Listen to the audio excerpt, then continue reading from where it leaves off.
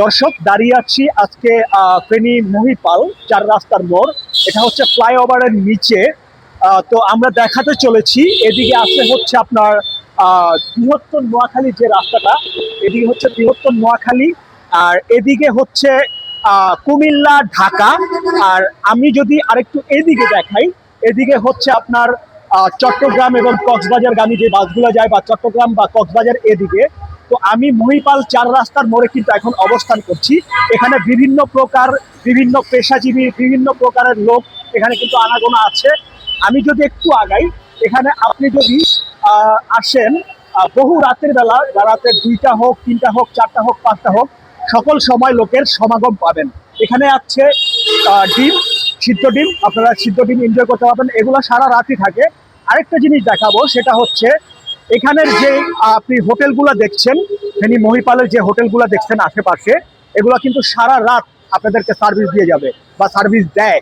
এগুলো সারা রাতই খোলা থাকে।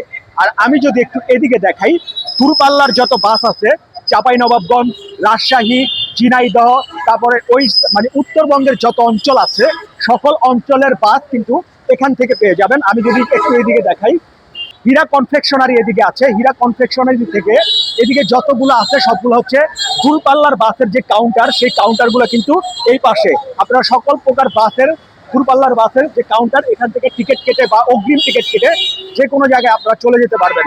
অথবা আপনি যদি চট্টগ্রাম অথবা কক্সবাজারগামী বাস খুঁজেন, তাহলে আপনাকে একটু এই পাশে চলে আসতে হবে।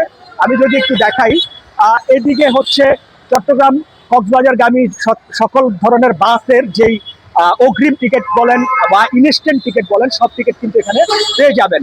আর স্টার লাইন তো আপনাদের জন্য আছেই।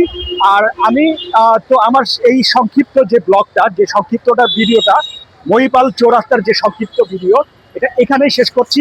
ভিডিওটি ভালো লাগলে লাইক, কমেন্ট, শেয়ার করবেন এবং আমাদের পাশে থাকবেন। ধন্যবাদ।